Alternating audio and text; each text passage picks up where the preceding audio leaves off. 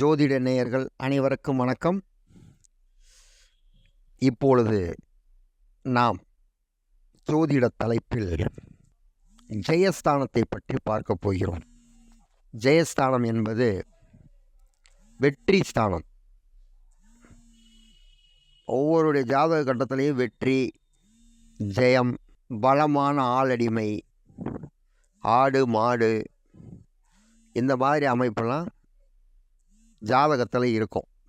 அப்போ அந்த ஜெயஸ்தானம் யார் யாருக்கு ஏற்படுகிறது? அந்த காலத்தில் போர் புரிகிறதுக்கு மன்னர்கள் போகும்போது நம்ம இந்த போருக்கு போனால் வெற்றி ஏற்படுமா அப்படின்னு கேட்பாங்க. அப்போ அரண்மனை ஜோதிடர் குறித்து கொடுப்பார். அந்த காலத்திலேயே டிகிரி கோணங்கள் பார்த்துருக்காங்க. இந்த நேரத்தில் இத்தனை மணிக்கு இந்த கிரகம் இத்தனை கோணத்தில் அது வருது அப்படிங்கிறத கரெக்டாக கணிச்சு கொடுப்பாரு. அப்போ ஜாதகத்தில் இந்த ஜெயஸ்தானம், வெற்றி ஸ்தானம், ஆளடிமை ஸ்தானம் இதெல்லாம் அந்த கட்டத்திலே இருக்கும். அந்த கட்டத்தில் ஒரு சிலருக்கு நல்லா பார்த்தீங்க அப்படின்னா ஆளடிமை, வெற்றி இதெல்லாம் சீக்கிரமே ஏற்படும். அவர் சொல்லுவார், நான் இந்த அளவுக்கு வர்றதுக்கு காரணம் இவங்களுடைய உழைப்பு தான் அப்படின்னு. காரணம் என்ன அப்படின்னா, அவருக்கு அமைஞ்ச அந்த வேலையாட்கள் ரொம்ப சிறப்பாக இருந்திருப்பாங்க. அதை வச்சு அவருக்கு வெற்றி ஏற்பட்டுக்கிட்டே இருக்கும். அப்போ அவருடைய ஜாதகத்தில் அந்த வேலைக்கு வரக்கூடிய ஆட்கள் ஸ்தானம் ஒவ்வொருவருடைய ஜாதகத்தில் இருக்குது. அதுக்கு பேர் ஆள் அடிமை ஸ்தானம். நம்மக்கிட்ட வேலை பார்க்குறவங்க அப்படின்னா அதை எப்படி வச்சுருக்காங்க? ஆள் அடிமை ஸ்தானம். அந்த கிரகம் பலமாக இருந்தால் நீங்கள் செய்யக்கூடிய தொழிலில் அவங்க உறுதுணையாக இருப்பாங்க.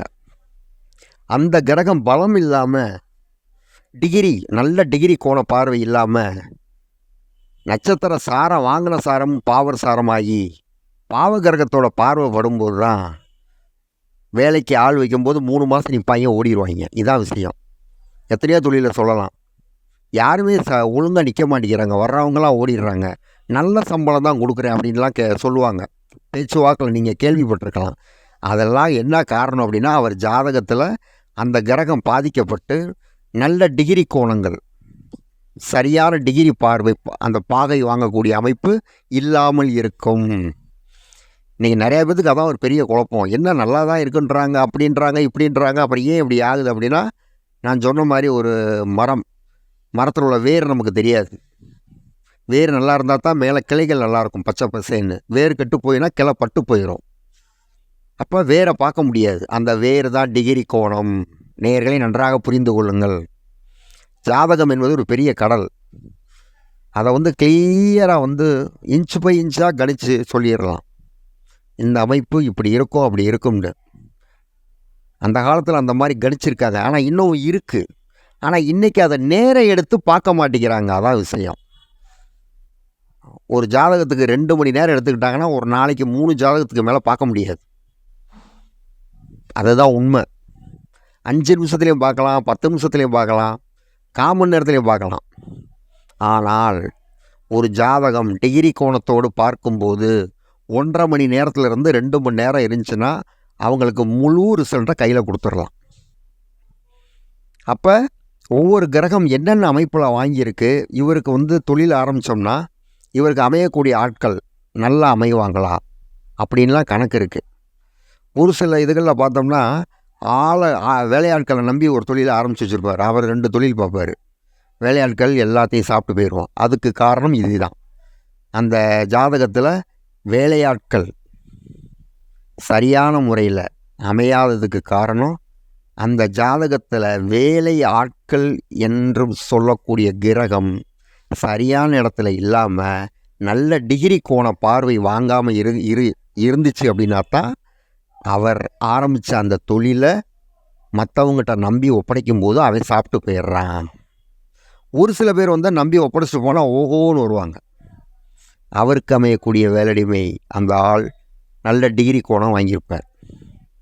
உதாரணம் சொல்ல போனோம் அப்படின்னா, இந்த சரவணா செல்வரத்னம் நிறைய இடத்துல இருக்குது.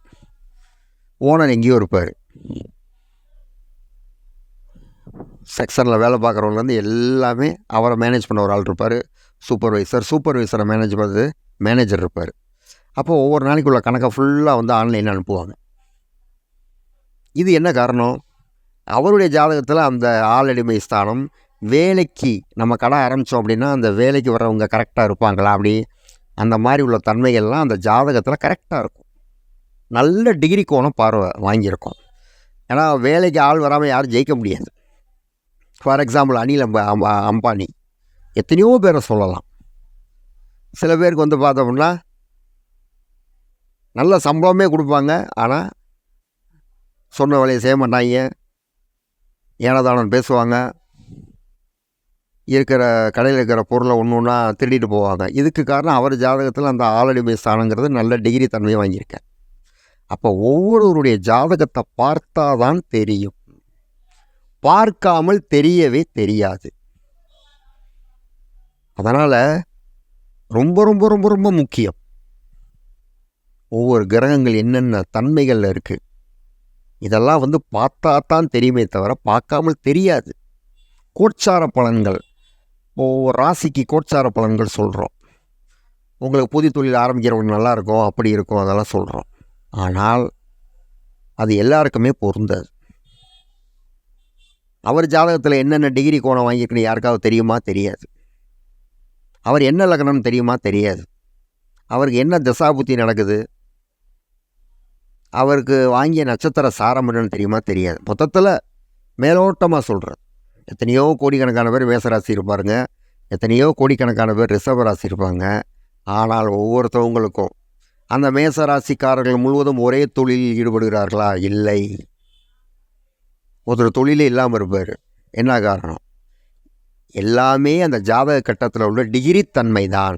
ரொம்ப ரொம்ப ரொம்ப ஒரு மரத்திற்கு வேர் எவ்வாறு முக்கியமோ அதே மாதிரி தான் அந்த டிகிரி தன்மை. இத்தனை டிகிரி, இத்தனை கோணங்கள் அப்படிங்கிற எல்லா கிரகங்களுமே உண்டு. நேயர்களே, நீங்களும் உங்களுடைய ஜாதகத்தை தொழில் ஆரம்பிப்பவர்கள் யாராக இருந்தாலும் சரி, ரொம்ப கிளியராக நான் உங்களுக்கு பார்த்து தர்றேன். என்னுடைய செல்ஃபோனுக்கு என்னைய கூப்பிடுங்க. அக்யூரட்டாக, ஆனால் அவசரப்பட்டுறக்கூடாது. ஒரு ஜாதகம் நீங்கள் அனுப்புனீங்க அப்படின்னா கட்டாயம் 2 மணி நேரம் இல்லை 2.5 மணி நேரம் ஆகும். நான் வந்து ஒரு நாளைக்கு 3 ஜாதகத்துக்கு மேலே பார்க்க மாட்டேன். அதனால் யார் என்கிட்ட பார்க்க விரும்பணும் அப்படின்னா என்கிட்ட முன்பதிவு செய்து கொள்ளுங்கள் நேயர்களே. மீண்டும் அடுத்த வீடியோவில் இன்னும் ஒரு ஜோதிட தலைப்போடு நாம் சந்திப்போம் நேயர்களே. உங்களுக்கு என்ன டவுட் இருந்தாலும் எனக்கு ஃபோன் பண்ணுங்கள். உங்களுடைய வாழ்க்கையில் சுபிட்சமான எதிர்காலத்தை அமைத்து தருவதற்கு என்னுடைய பங்கு முழு அமைப்போடு இருக்கும். நேயர்கள் அனைவருக்கும் நன்றி, வணக்கம்.